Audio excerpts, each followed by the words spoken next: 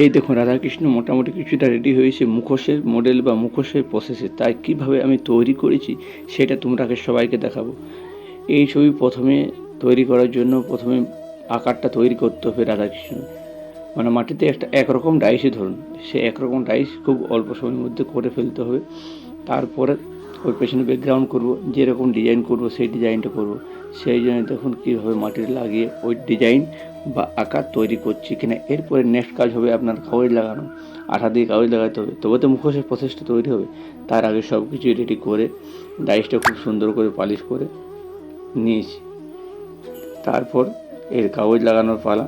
তাই কাগজটা অনেকটাই লাগাতে হবে, শক্তপোক্ত না করলে সেই রাধাকৃষ্ণ উঠবে না।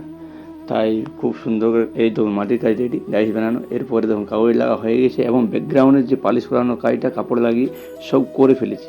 এরপর নেক্সট কাজ হচ্ছে তার মুখ, বডি এবং হাত এবং কাপড় চোপড়ে সব ডিজাইন করানো। এ ধরুন অল্প স্বল্প আকারে করেছি। এরপর হাত দেবো, হাত দেওয়ার পর তার মুখখানি ফিনিশিং করবো অল্পখানি।